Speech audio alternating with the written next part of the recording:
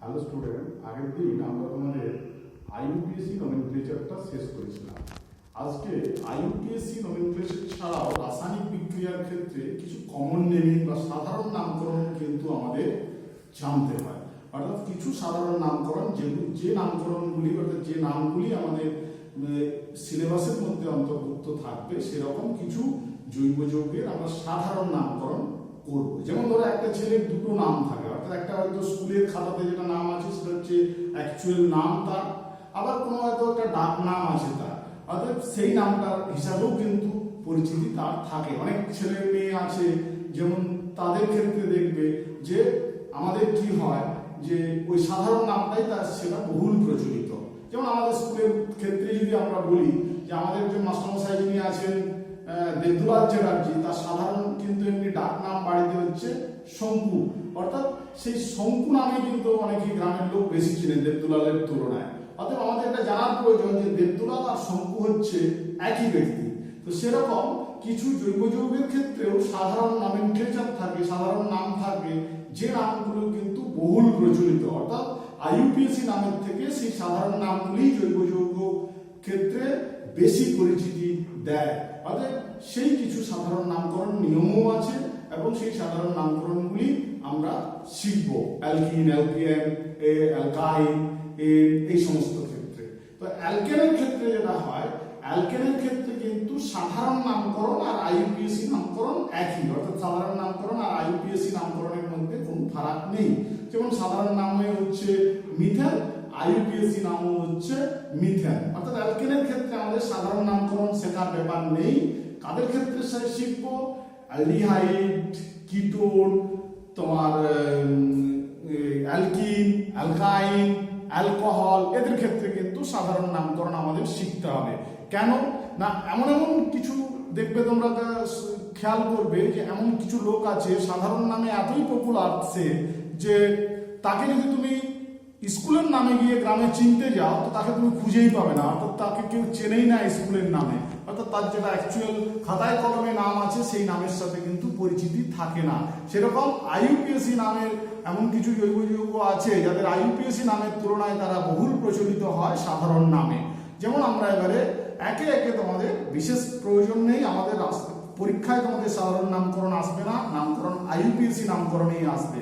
সাধারণ নামকরণ শুধুমাত্র রাসায়নিক বিক্রিয়া পড়ার সময় প্রয়োজন হবে। যেমন তাহলে অ্যালকেনের ক্ষেত্রে বললাম সাধারণ নামকরণ আর আইইউপিএসসি নামকরণ একই রকমের। অ্যালকিনের ক্ষেত্রে কি? অ্যালকিনের ক্ষেত্রে কিন্তু সাধারণ নামকরণের নিয়ম আছে। কি নিয়ম?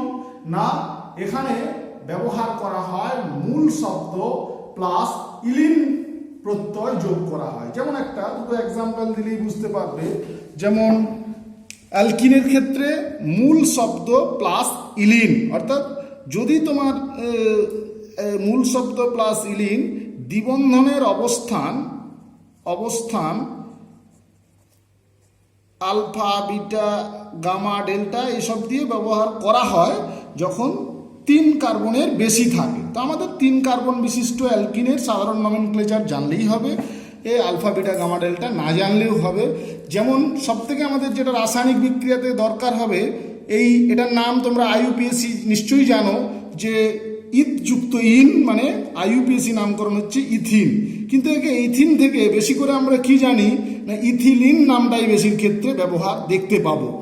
এক্ষেত্রে নিয়ম কি? অ্যালকিনের ক্ষেত্রে মূল শব্দ প্লাস ইলিন, তাহলে এখানে মূল শব্দ কটা কার্বন আছে? 2টো কার্বন আছে, তাহলে ইথযুক্ত ইলিন মানে হচ্ছে ইথিলিন, এর নাম কি হবে?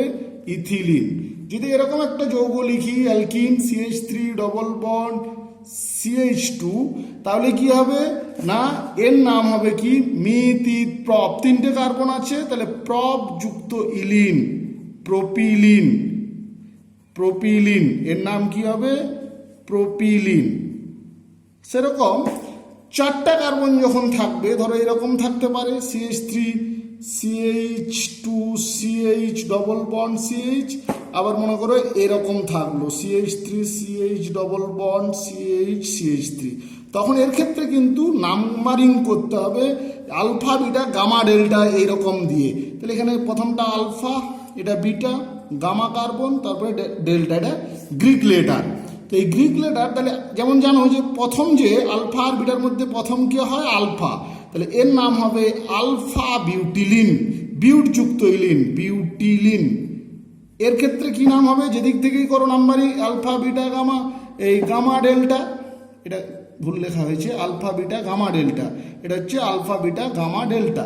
তাহলে এক্ষেত্রে বিটা আর গামার মধ্যে যেটা ছোট তার নাম্বারিং হয়, সবসময় তোমরা আইইউপিএসিতেও জানো, তাহলে এর নাম হবে বিটা বিউটিলিন।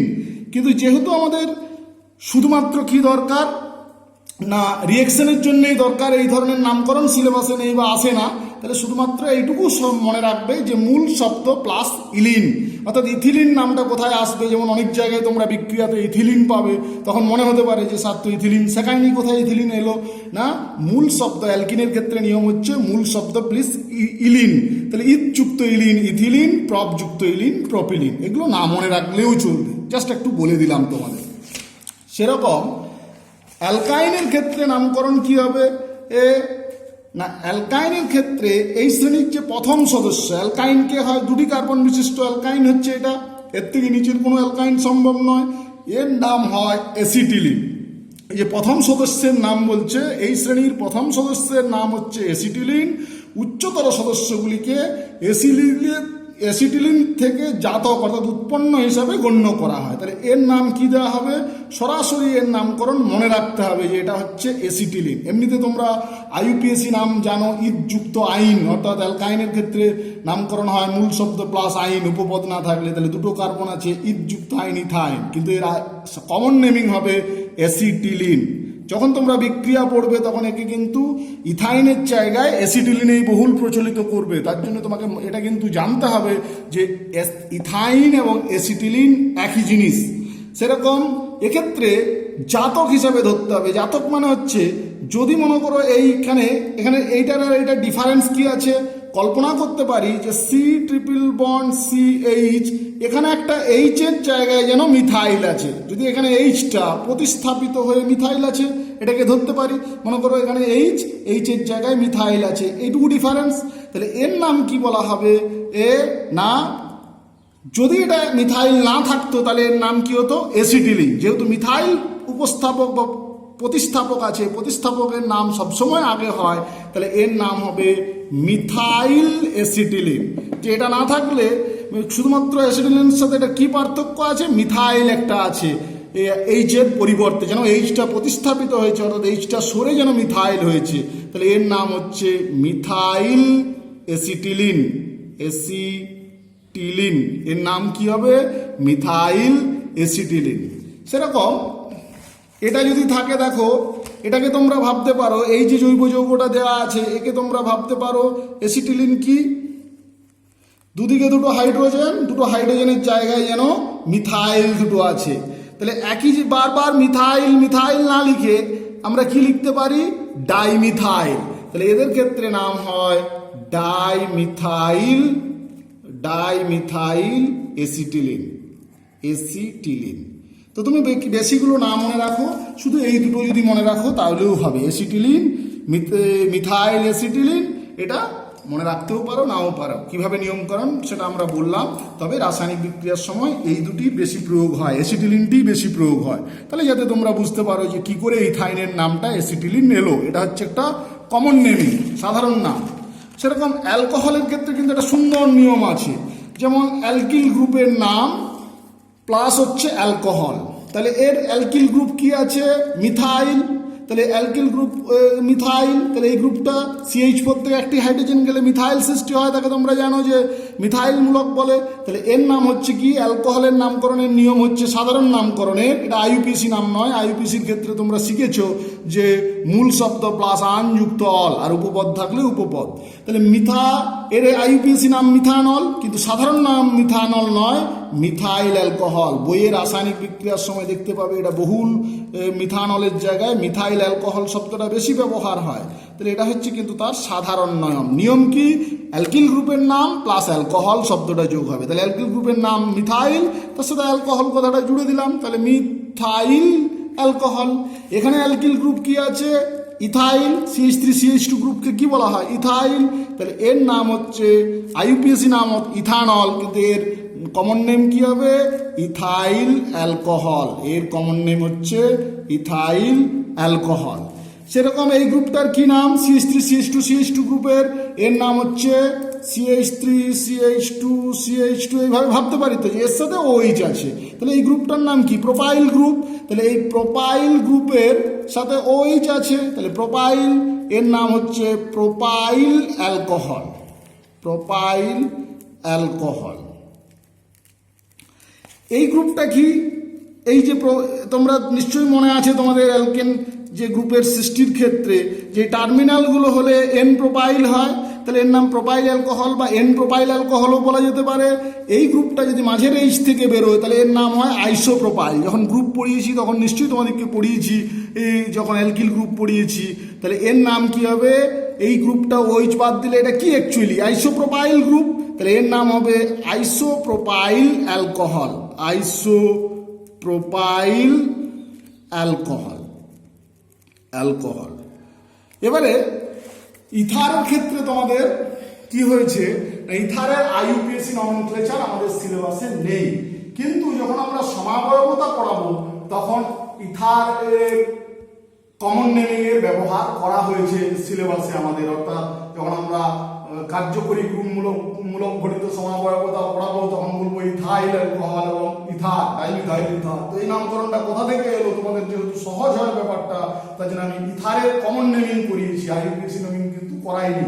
কমন নেমিং এর নিয়ম কি না, যে দুটি অ্যালকিল গ্রুপ থাকবে যদি সেম থাকে, তাহলে সেম থাকলে নিয়ম হচ্ছে অ্যালকিল গ্রুপটির বলার আগে ডাই উপসর্গ প্লাস অ্যালকিল গ্রুপের নাম প্লাস হচ্ছে ইথার শব্দটি জুড়ে দেওয়া হবে। যদি দুটো ডিফারেন্ট অ্যালকিল গ্রুপ থাকে, ও জানো এক বন্ধন দ্বারা দুটি অ্যালকিল গ্রুপ থাকবে, তাকে ইথার বলবো। যদি ডিফারেন্ট থাকে, যেমন একদিকে মনে করো মিথাইল আছে, একদিকে ইথাইল আছে, তাহলে তখন বর্ণাক্রম অনুযায়ী নামগুলো লিখতে হবে। ইথাইল এবং মিথাইলের আগে মধ্যে বর্ণাক্রমে কে ফার্স্ট আছে? ইথাইল ই, আর মিথাইলে এম। তাহলে ইথাইল মিথাইল ইথার এইভাবে করতে হবে। তো এখানে দেখো কিভাবে হবে।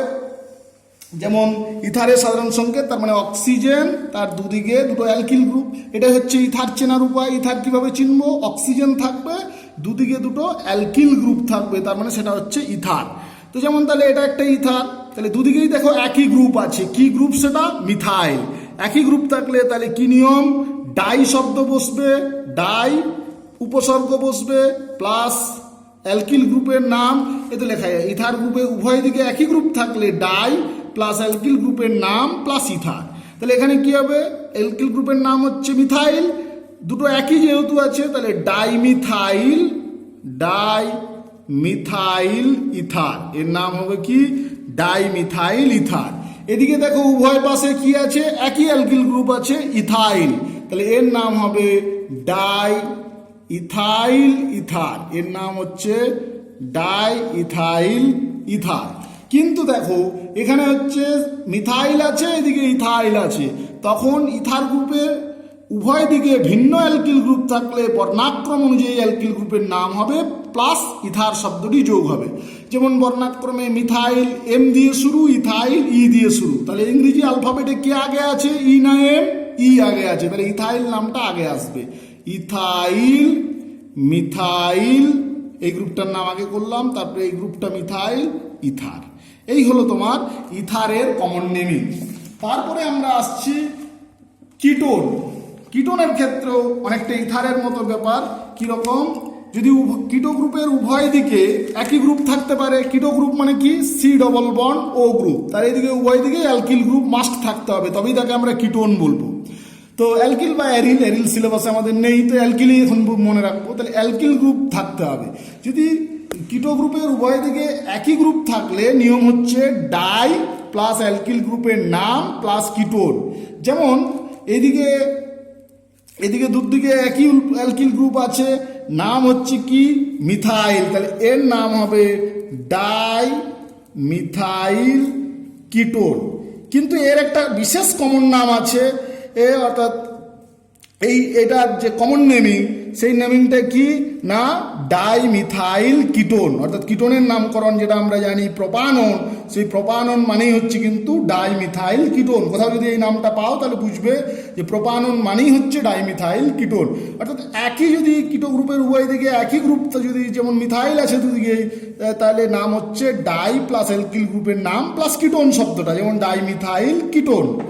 যদি কিটো গ্রুপের উভয় দিকে ভিন্ন গ্রুপ থাকে, তো ভিন্ন গ্রুপের আগে আরেকটা একই গ্রুপ দেখাই, CH3 CH2 C double bond ও CH2 CH3, দুদিকে দেখো একই গ্রুপ আছে ইথাইল, তাহলে এর নাম হবে ডাই ইথাইল কিটোন, এর নাম হচ্ছে ডাই ইথাইল কিটোন। এবারে কিটো গ্রুপের উভয় দিকে ভিন্ন গ্রুপ থাকলে বর্ণাক্রম অনুযায়ী কিটো গ্রুপের নাম প্লাস কিটোন শব্দটি যোগ হয়, যেমন CH3 C ডবল বন্ড ও CH2 CH3, তাহলে বর্ণাক্রমে ইথাইল আগে মিথাইল পরে, তাহলে এর নাম কি হবে ইথাইল মিথাইল কিটোন, এর নাম হচ্ছে ইথাইল মিথাইল কিটোন। এই গেল আমাদের কিটোনের সাধারণ নামকরণ। আর কি আছে, কার্বক্সিলিক অ্যাসিড। কার্বক্সিলিক অ্যাসিডের নিয়ম হচ্ছে সোর্স থেকে, যেখান থেকে সোর্স যেখানে অর্থাৎ উৎস অনুযায়ী নামকরণ। তো আমাদের সিলেবাসে দুটো জানলেই হবে, সব অ্যাসিডেরই নামকরণ সাধারণ নামকরণ হয়। তো আমাদের যে দুটি বিশেষ প্রয়োজিত এবং তোমরা এই নামগুলি পড়েওছো বইয়ে, যেমন তোমরা যে ক্লাস 8 বা 9-এ যখন পড়েছো একে কিন্তু মিথানোইক অ্যাসিড হিসেবে পড়োনি, কি নামটাতে পড়েছো ফর্মিক অ্যাসিড হিসাবে। ফর্মিক অ্যাসিড মানে হচ্ছে ফর্মিকা, ফর্মিকা শব্দের অর্থ হচ্ছে পিঁপড়ের হুল। তো এই পিঁপড়ের হুলে যেহেতু এই অ্যাসিডটা পাওয়া যায়, উৎসটা কোথায় পিঁপড়ের হুল, তো সেই জন্যে এর নাম হচ্ছে কি না ফর্মিক অ্যাসিড। অর্থাৎ তোমার মিথানোইক অ্যাসিড মানেই ফর্মিক অ্যাসিড, এটা জানতে হবে, কেন না রিঅ্যাকশনের সময় একে মিথানোইক অ্যাসিডের জায়গায় ফর্মিক অ্যাসিড নামেই বহুল প্রচলিত। সেরকম এটা হচ্ছে অ্যাসিটাম, অর্থাৎ তোমার ভিনিগারে এই অ্যাসিড থাকে, অ্যাসিডিক অ্যাসিড, এই অর্থাৎ অ্যাসিটাম থেকে এই শব্দটার নামকরণ হয়েছে অ্যাসিটিক অ্যাসিড। অর্থাৎ এর অ্যাকচুয়াল নাম ইথানোইক অ্যাসিড, এর নাম হচ্ছে অ্যাসিটিক অ্যাসিড। তোমাকে যেহেতু গঠন যখন লিখতে হবে তখন কিন্তু IUPAC নাম থেকেই করতে হবে, কমন নেম থেকে গঠন লেখা যায় না।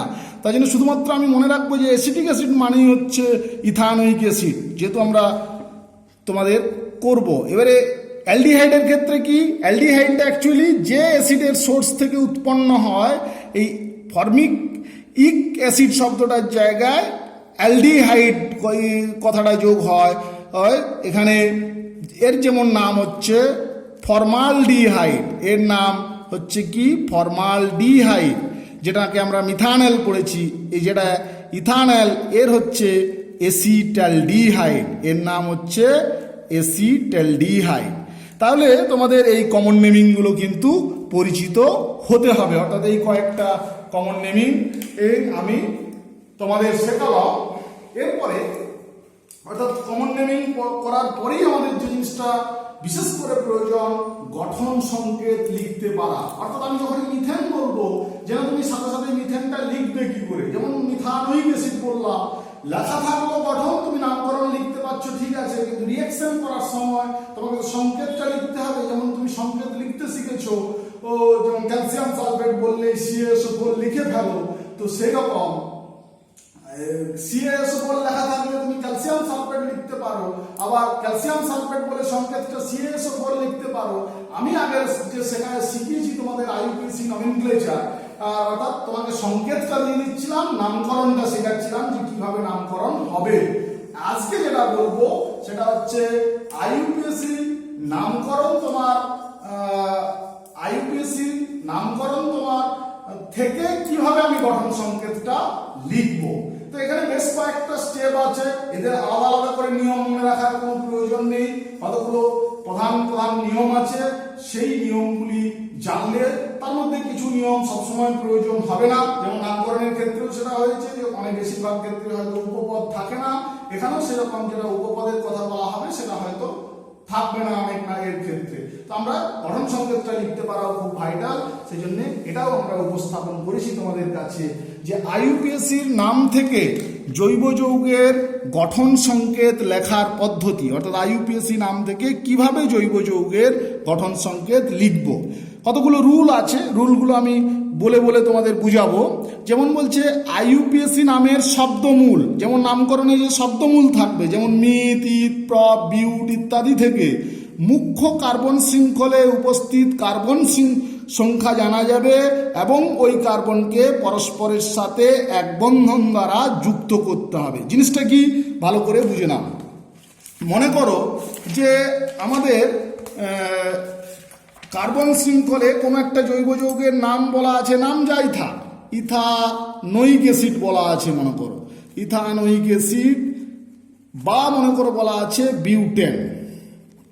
এখানে মূল শব্দ কি ইথ, এখানে মূল শব্দ কি বিউট, অর্থাৎ এই মূল শব্দ অনুযায়ী আমাকে কার্বনটা শনাক্ত করতে হবে। ইথ মানে কটা কার্বন? দুটো। তাহলে যে দুটি কার্বন পেলাম সেই কার্বনকে পরস্পরের সাথে এক বন্ধন দ্বারা যুক্ত করতে হবে। যখন বিউট মূল শব্দ পাবো তখন কার্বনগুলিকে পরস্পরের সাথে, চারটা কার্বনকে পরস্পরের সাথে এক বন্ধন দ্বারা যুক্ত করতে হবে। এটা হচ্ছে ফার্স্ট নিয়ম। অর্থাৎ যেটা বললাম যে আইইউপিএসি নামের শব্দমূল মিথ, ইথ, প্রপ, বিউট যেটা নামে থাকবে সেটা যে কোনো জৈব যৌগে মুখ্য কার্বন শৃঙ্খলে উপস্থিত কার্বন সংখ্যা জানা যাবে এবং ওই কার্বনকে পরস্পরের সাথে এক বন্ধন দ্বারা যুক্ত করতে হবে। যদি এবারে ফর্মিং যেমন মিথানোয়িক অ্যাসিড যদি পাই তাহলে একটাই কার্বন, তাহলে সেখানে কিন্তু কার্বন কার্বন বন্ধন থাকবে না, কারণ একটাই কার্বন, তখন শুধু একটা কার্বন লিখতে হবে। যদি মূল শব্দে আমরা পাই পেন্ট, তখন পাঁচটা কার্বনকে পরপর 1 2 3 4 5টাকে পরপর এক বন্ধন দ্বারা যুক্ত করতে হবে। দ্বিতীয় কাজ হচ্ছে মুখ্য শৃঙ্খলটিকে যে কোনো দিক থেকে, অর্থাৎ বাম দিক থেকে বা ডান দিক থেকে নাম্বারিং করতে হবে। দ্বিতীয় কাজ কি হবে? বাম দিক থেকে বা ডান দিক থেকে নাম্বারিং করতে হবে। এই যে মুখ্য শৃঙ্খলটা এলো, এই মুখ্য শৃঙ্খলকে বাম অর্থাৎ left side to right side বা right side to left side যে কোনো দিক থেকে তুমি নাম্বারিং করতে পারো। 1 2 3 4 কোনগুলো? কার্বনগুলিকে। যেমন এখানে 1 2, কেউ এই দিক থেকেও করতে পারে, কেউ এই দিক থেকেও করতে পারে, অর্থাৎ লেফট টু রাইট বা রাইট টু লেফট যে দিক থেকে খুশি করতে পারে। 3 নম্বর স্টেপ হচ্ছে যৌগের কার্যকরী গ্রুপটির নাম অপ্রধান প্রত্যয়। মনে করো এবারে প্রত্যয় আমরা যখন দেখতে পাবো অল, তার মানে সেখানে কার্যকরী গ্রুপ কি আছে? OH আছে। যদি পাই অ্যাল তাহলে কি বুঝবো? CHO আছে। যদি থাকে মনে করো ওইক অ্যাসিড, তার মানে কি আছে? COOH আছে। তাহলে যৌগের কার্যকরী গ্রুপটির নাম অপ্রধান প্রত্যয় থেকে, যেমন অল থাকলে হবে OH, শনাক্ত করে মুখ্য শৃঙ্খলের সঠিক অবস্থানে আবদ্ধ করতে হবে। যদি অবস্থান বলা না থাকে তাহলে 1 নম্বর অবস্থানে যুক্ত হবে, কিন্তু কিটোন যদি হয়, কিটোনের ক্ষেত্রে কিন্তু তোমার 2 নম্বরে হবে। অর্থাৎ এবং এক্ষেত্রে একটা এডিশনাল নিয়ম মনে রাখতে হবে যে কার্যকরী গ্রুপটা যদি নাম্বারিং না বলা থাকে তাহলে সবসময় 1 নম্বর, কিন্তু কিটো গ্রুপের ক্ষেত্রে নাম্বারিং না বলা থাকলে সবসময় কি হবে? 2 নম্বর অবস্থানে। এরপরে এই নিয়মটা বিশেষভাবে মনে রাখতে হবে, যদি কার্যকরী গ্রুপ কার্বন বিশিষ্ট হয়, যেমন কিটো গ্রুপ আছে, অ্যালডিহাইড আছে, কার্বক্সিলিক অ্যাসিড আছে, যদি কার্যকরী গ্রুপ কার্বন বিশিষ্ট হয় তাহলে কার্বন ব্যতীত বাকি অংশটি লিখতে হয়। যেমন COH এর ক্ষেত্রে OH অংশটি শুধু লিখতে হবে, COH এর ক্ষেত্রে HO অংশটি লিখতে হবে, কিটোর ক্ষেত্রে শুধুমাত্র ওটি লিখতে হবে। এইটুকু করতে হবে। দেখো একটা এক্সাম্পলের সাহায্যে বুঝাই তোমাদের। মনে করো আমার আছে বিউটানল, বিউটানল নাম আছে, বা আরেকটা নাম ধরো আছে কি না বিউটান টুঅল, বিউটান টুঅল। তাহলে আমি কি মূল শব্দ বিউট, তাহলে 4টা কার্বন পরপর এক বন্ধন দ্বারা যুক্ত করলাম, তারপরে লেফট টু রাইট বা রাইট টু লেফট আমরা নাম্বারিং করলাম। আমি মনে করো রাইট টু লেফট নাম্বারিং করছি। এখানে কোনো বলা নেই, অর্থাৎ অ্যালকোহল গ্রুপের অবস্থান বলা নেই। যেখানে অবস্থান বলা থাকবে না সেখানে ধরে নিব 1 নম্বরে হবে, তার মানে OH গ্রুপটায় যুক্ত করলাম 1 নাম্বার কার্বনের সাথে। যখন বিউটান 2 বলা আছে তখন 4টা কার্বনকে পরপর এক বন্ধন থেকে যেটা ফার্স্ট স্টেপ সেটা করলাম, তারপরে নাম্বারিং করলাম। এই দুটি সব সময়ের ক্ষেত্রে সমস্ত গঠন সংকেত লেখার ক্ষেত্রে হবে। এরপরে কি হবে না 2 অল বলা আছে, তাহলে অলটা কত নম্বর কার্বনে বলা আছে 2 নম্বরে, তাহলে এখানে 2 নম্বর কার্বনে OH বসাতে হবে, 2 নম্বর কার্বনে OH যুক্ত করতে হবে। এত দূর বুঝালাম। এরপরে বলেছি যদি এমন থাকে, যেমন ধরো মিথানল আছে, এখানে কিন্তু অ্যালডিহাইড গ্রুপ আছে, এই মিথানলটা এখন পরে করাবো, ইথানল করাচ্ছি মনে করো। তাহলে ইথানল যখন আছে তাহলে মূল শব্দ ইথ, তাহলে দুটো কার্বন পরপর যুক্ত করতে হবে যে কোনো দিক থেকে নাম্বারে। তাহলে এবারে ন্যাল অ্যাল আছে মানে কি অ্যালডিহাইড গ্রুপ, তাহলে অ্যালডিহাইড গ্রুপ মানে নাম্বারিং বলা নেই মানে 1 নম্বরে হবে। তাহলে শুধু কি এর সাথে CHO যুক্ত হবে না, CHO যুক্ত হবে না, শুধু কার্বন বাদ দিয়ে বাকি অংশটা হবে, যেমন HO জুড়ে দিব, একবারে লিখে দিব CHO, এরকম হবে।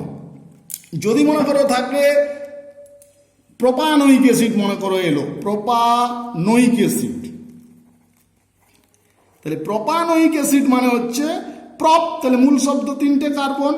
এবারে নাম্বারিং করলাম। এবারে ওইক অ্যাসিড মানে কি গ্রুপ আছে, ওইক অ্যাসিড যেহেতু নামকরণে আছে তার মানে COOH গ্রুপ আছে, নাম্বারিং বলা নেই তার মানে 1 নম্বরে আছে। তাহলে কি আমি এখানে পুরো COH লিখবো না, কার্বন গ্রুপ যেগুলোতে থাকবে সেখানে কার্বন বাদ দিয়ে বাকি অংশটা লিখবো।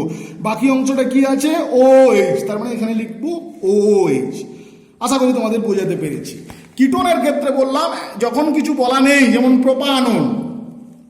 প্রোপানন বলা আছে, তাহলে 3টে কার্বন 1 2 3 পরপর যুক্ত করলাম, যে কোনো দিক থেকে নাম্বারিং করলাম। আমি রাইট টু লেফট করছি মানে সবসময় রাইট টু লেফট করতে হবে তা না। এবারে এখানে কিন্তু নাম্বারিং বলা নেই মানে 1 নম্বরে হবে না, কি বলেছি সর্বদা 2 নম্বরে হবে কিটোনের ক্ষেত্রে। তাহলে এখানে একটা ও যুক্ত হবে, CO কার সাথে থাকবে এই 2 নম্বর কার্বনের সাথে, অ্যাকচুয়ালি বন্ধন দিয়ে দেখালে C+O এরকম লিখতে হবে। এত দূর স্টেপ আমরা করিয়েছি। এরপরে প্রতিস্থাপকগুলির যদি এবারে প্রতিস্থাপক থাকে সেটা নাম্বারিংতে বুঝবো। উপপদ বা উপসর্গ নাম এবং অবস্থান শনাক্ত করে তাদেরকে মুখ্য শৃঙ্খলের সঠিক অবস্থানে যুক্ত করতে হবে। যদি প্রতিস্থাপক থাকে তাহলে সেই প্রতিস্থাপককে তোমার উপপদ বা উপসর্গের সঠিক অবস্থানে বসাতে হবে। যেমন যদি 2 মিথাইল বলা থাকলো তাহলে 2 নম্বর কার্বনে মিথাইল গ্রুপটা যুক্ত করতে হবে। এরপরে কি না যৌগটাতে যদি প্রধান প্রত্যয় ইন বা আইন উপস্থিত থাকে তাহলে নির্দেশিত অবস্থানে দ্বিবন্ধন বা ত্রিবন্ধন বসাতে হবে। যেমন মনে করো আছে প্রোপাইন, তাহলে এখানে প্রপ আছে, তাহলে 3টে কার্বন, এরপরে 1 বন্ধন দ্বারা যুক্ত করলাম, যে দিক থেকে নাম্বারিং করলাম। আইন মানে কি এখানে ত্রিবন্ধন হচ্ছে, তো ত্রিবন্ধন কোনো নাম্বারিং নেই বলা মানে কি 1 নাম্বার অবস্থানে আছে, 1 নাম্বার মানে অ্যাকচুয়ালি 1 আর 2 এর মাঝে আছে, কিন্তু এখানে ত্রিবন্ধন আইন মানে 3টে বন্ধন কিন্তু এখানে 1 2 এর মাঝে বসবে না, একটা অলরেডি আছে, একটা বাদ দিয়ে ত্রিবন্ধন করতে গেলে কটা বন্ধন লাগে 2টো লাগে, তার মানে এখানে 2টো যুক্ত হবে। যদি থাকতো প্রোপিন যদি থাকতো তখন কটা বন্ধন অ্যাকচুয়ালি কোনো নাম্বারিং বলা নেই, তার মানে 1 2 3, তখন কি করতে হবে আর একটা বাড়তি করতে হবে। দ্বিবন্ধন মানে 2টো বন্ধন লাগে প্রোপিন অ্যালকিন হতে গেলে, তখন কিন্তু আরো 2টো বসাবো তা না, একটা বসানোই আছে আর একটি বসাবো। বুঝতে পেরেছো আশা করি। এরপরে শেষে কার্বনের অবশিষ্ট যোজ্যতাগুলি অর্থাৎ কার্বনের চার্জযোগ্যতা করার জন্যে স্যাটিসফাই করার জন্যে অর্থাৎ শেষ পয়েন্ট এটা, শেষে কার্বনের অবশিষ্ট যোজ্যতাগুলিতে হাইড্রোজেন পরমাণু যুক্ত করতে হবে। যৌগের গঠন লেখার সময় সবকটি ধাপ নাও থাকতে পারে, আমি একটা সবকটি ধাপ থাকবে এরকম তোমাদের এক্সাম্পল স্থাপন করছি। যেমন আছে 2 মিথাইল প্রোপানল, তাহলে এখানে মূল শব্দ কি প্রপ, তাহলে কি বলেছি ফার্স্ট পয়েন্ট যে মূল শব্দ অনুযায়ী কার্বনগুলিকে পরপর 1 বন্ধন দ্বারা যুক্ত করতে হবে। তাহলে প্রপ মানে 3টে যুক্ত করলাম। এরপরে শ্রেণীপত্তয় খুঁজতে বলেছি, তার আগে নাম্বারিং, যে কোনো দিক থেকে নাম্বারিং করলাম, এই দিক থেকে নাম্বারিং করলাম। শ্রেণীপত্তয় কি নল মানে অ্যালকোহল, তাহলে অবস্থান বলা নেই মানে 1 নম্বরে আছে ধরে নিব, 1 নম্বরে OH করলাম। এবারে বলা আছে 2 মিথাইল অর্থাৎ এরপরে উপপদ থাকলে উপপদের অবস্থান অনুযায়ী লিখবো। 2 নম্বরে মিথাইল লিখলাম। এবারে যে উপরে লিখছি মানে উপরেই লিখতে হবে তা নেই, মিথাইলকেও নিচের দিকেও লিখতে পারে, যেদিকে খুশি। এরপরে চার্জযোগ্যতা হওয়ার জন্যে যতগুলি হাইড্রোজেন প্রয়োজন ততগুলি দিতে হবে। তাহলে এটাকে কি কত যোজ্যতা হয়েছে, একটি বন্ধন আছে মানে 1, তাহলে চার্জযোগ্যতা করতে গেলে 3টি হাইড্রোজেন দরকার, অর্থাৎ 1 2 3 4 যোজ্যতা হলো। এখানে কত আছে, 1 2 3টে যোজ্যতা হয়েছে, তাহলে 1টি হাইড্রোজেন দরকার। এখানে কটা, 1 2টো যোজ্যতা হয়েছে, তার মানে 2টো হাইড্রোজেন দরকার। এটাকে তুমি সংক্ষেপে লিখতে পারো, হাইড্রোজেনকে তুমি সংক্ষেপে লিখে দিতে পারো এরকম CH3। অনেক সময় কার্বন কার্বন বন্ডটা বেশিরভাগ ক্ষেত্রে দেখানোই নিয়ম, কোনো সময় না দেখালেও হবে যে CH3, তাহলে CH3 কিন্তু হাইড্রোজেন বাদ দিয়ে অন্যকে বন্ড বা ব্রেকেট দিয়ে দেখানো হয়। তাহলে CH3 CH3 এখানে এটা OH না, এটা H হবে, OH লিখেছি চার্জযোগ্যতা করার জন্য। এইদিকে একটা হাইড্রোজেন, এদিকে একটা হাইড্রোজেন, তাহলে এটা কি হলো CH2OH। এটাকে আবার আরো সংক্ষেপ করা যায় CH3CH। এই অ্যালকিল গ্রুপকে অনেক সময় ব্রেকেট দিয়ে দিলাম, হাইড্রোজেন বাদ দিয়ে কিছু লিখতে গেলে ব্রেকেট দিতে হবে। তো এটাই মনে রাখবে তোমরা। এই গেল তোমাদের গঠন সংকেত। তো আমি নেক্সট দিন আজকে নিয়মটা শেখালাম, নেক্সট দিন আবার গঠন সংকেত তোমাদেরকে রুলটা ভালো করে পড়ো। পরের দিন গঠন সংকেত এক্সাম্পলের সাথে আরো অনেক এক্সাম্পল দেবো, তাহলে তোমাদের কাছে আরো ক্লিয়ার হয়ে যাবে ব্যাপারটা। তারপরে সমাবয়বতা শুরু করবো গঠন সংকেতের পরে। তাহলে ভালো থেকো, ভালো করে পড়াশোনা করো।